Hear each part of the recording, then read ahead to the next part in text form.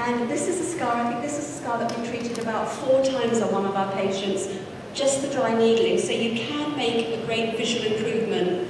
As we say, we can't make it look like it did pre-injury or trauma, but we can give a better result.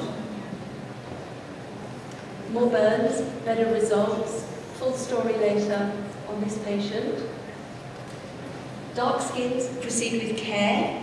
We have to be very careful we don't make the area worse. Facially, back to the face again. Obviously people have treatments on their face and traumas. This is a lady that we brought in literally only a few days before we left, where we used some of the meso solutions that are coming out from M.T.DERM. We don't have her finished pictures, but we will in time. We have some other filming later to show you.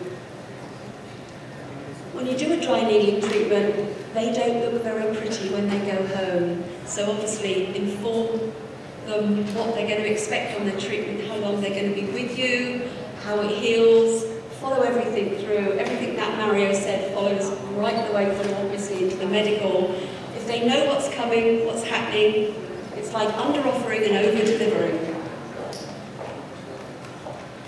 Very good on acne scarring, which is a great facial thing for us, because lots of other treatments, you can derm roller, you can use all sorts of treatments on the face to improve the quality of the skin with acne, raise the pits. But what we can do as a little added extra is maybe add a little bit of yellow into the base bit of that, so it takes away the angry redness. Yellow will dissipate quite quickly, you get a good result quicker. This slide is my sort of hybrid between how much would you charge if someone was coming in for a facelift scar.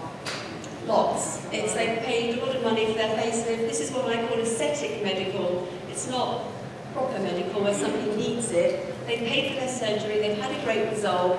Sometimes there are a few telltale marks on their facelift.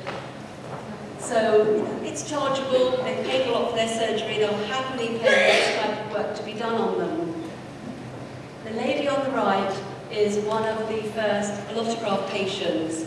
I met the surgeon who performed this operation. It's like John Travolta, Face Off is real. They do face transplants. This is one of the first ladies. And I'm going back to Belgium to speak to the surgeon to see dry needling initially will help her with her scars. It's a great honour that we've been given.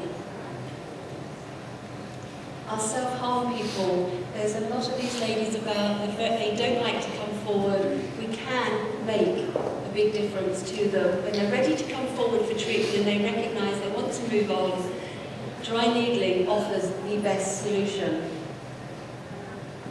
Stretch marks may be the least successful of what we do, but with the new needles coming in, we think we will actually be able to work on this sector even more. We've spoken about the dry needling and everything, literally with your knees causing a micro trauma. Next comes when we have to add colour because we've hit a brick wall or the client isn't going to be suitable. With vitiligo, skin grafts, hyperpigmentation and the scars from earlier that we didn't have any success with. These are the ones that we think colour will be the answer, but there are a few pitfalls in the what and whys of colour. Sometimes adding colour is going to be a tough call that we make. Lovely Julian, I've seen him, he came in recently to have a colour test with us. Initially over the phone it's no, can't see him, can't do anything, I've looked at the picture, it's too much work, we can't. Sometimes patients badger you and say, please try.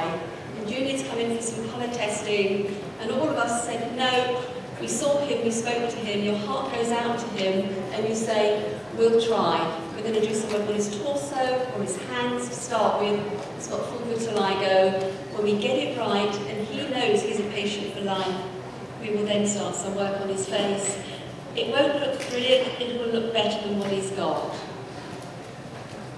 And when I say top to toe, it literally is top to toe. I couldn't find a picture that Kelly actually did on a patient who had webbed feet. She did little lines between all the toes to simulate the toes. And this was a lady who came in for scalp tattooing, who talked about what she hated was that she had to have all her toenails removed. So Kelly said, get your foot out, let me see if I can do something. And it was a first treatment on literally giving it a go. So when we try. Showed you earlier about the self-harming and trying it first. This is a simulated shot, but it's in the colour section because if we'd have added the wrong colour and I just put my colour in straight away and the colour into cool, I would have made her stretch marks bluey, worse. If we'd have gone too warm on our colours, we would have made them stand out far more. So proceed with a lot of care when you're adding colour on the scar. We don't want to make it worse, we only hope to make things better. Interesting, this is what we use in interesting questions, and this is where colour is an unusual one. My question there, which it'd be great to share with you, and over lunch or over the next 2 days, if anyone can answer me this, my team have trained this part, we debate it all the time. My conundrum, why colour is a difficult one, which you get in the face as well. Why does it heal like this? Why did it do that? You still get throwbacks. This was my throwback. They were identical twins, had their reconstruction by the same surgeon on the same day. I did that nipple areola tattooing on them both on the same day with the same colour. When I saw them 3 months later, they were different colours. So that's one for debate over lunch. When we add colour, that's why it's hard. We don't add one colour. If you don't do this, you need to get your palette. We need to replicate skin tone, and that is not by adding in one colour. That's choosing colour, looking at your patient's skin, and then taking it in. Slide at the top, number one, is they don't show very well here, but the reason I'm showing this one is the top slide on the right. This is what we saw when our patient came back to see us. The colour hadn't held, and she had a big hyperpigmentation halo around. I think Terry nearly had a heart attack, but it went away. That halo will go away in time, about 3 months. We put more colour back in, and we replicated her skin tone, and she is a very happy lady. She had a tattoo that she hated, had it cut out. She now has her skin back.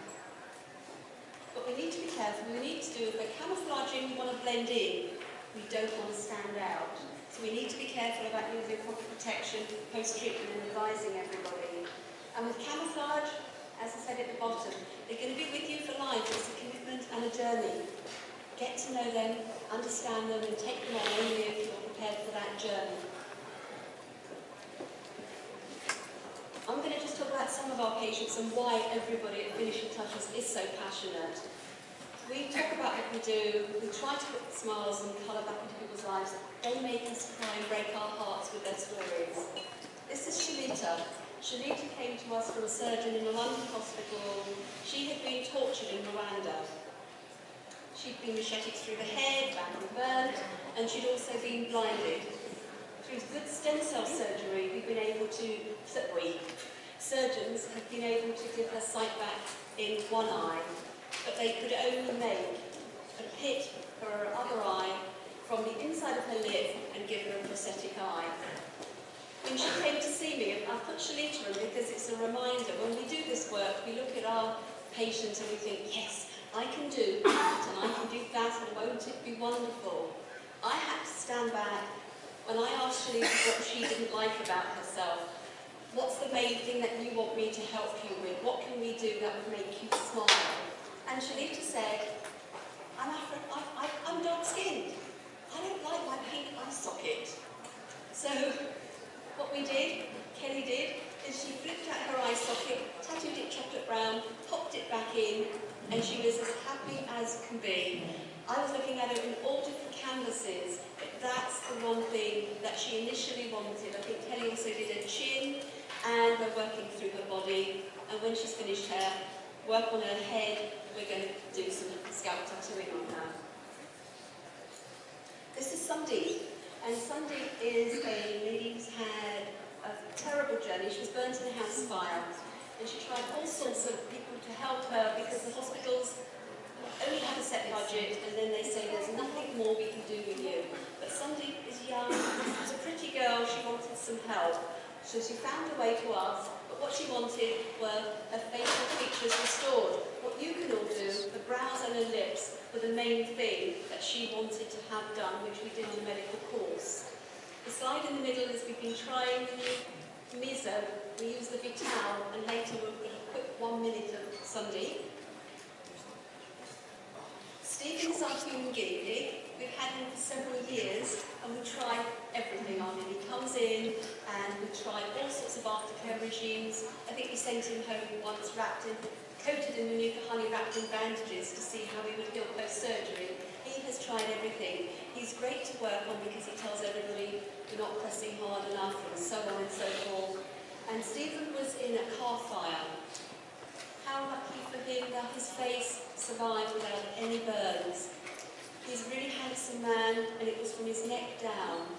Full body burns, but Stephen was happy to live with those burns. He only came our way when the contractions in his hand were getting so tight he couldn't properly hold his tennis racket. He's a sportsman. So initially we worked on his hands, we're now working our way through his body. He's still terrible at tennis, but he's getting some fantastic results. And again, Stephen professionals. This will be available, I believe it's the new year, but I'm not doing the sales pitch. I'm just really delighted with trialing the usage. And we use these on Stephen, as I said, our human guinea pig. And wow, some great results. Because we don't have the metal needles where they're not available yet, we use micro needling as we normally do. We used our MCA mates, which we do in our process on Stephen, to open the channels for the infusion. And then we've used the plastic needles to abrade the skin. And this is Taryn working on him. And Taryn just doesn't take something as it comes. Taryn experiments with everything. So we're using it in a slightly different technique. And we're playing on what is the most successful way for the products to infuse in the skin. But the most interesting thing is Stephen's testimonial is amazing. He wants to come back. He can't wait to come back. His skin has never felt so good, and he was virtually healing as he was with us on the day. It's accelerating the healing. It's amazing. We're very happy. We're going to use this in all future training that we do. We're going to educate the surgeons and the nurses that do the dry needling in Max Fax and incorporate this in what we do. Very simple technique once the channels are open for products to go in. And I hope you will have the same success in it as we do. And it's thank you, Alex. I think that's enough. Thank you.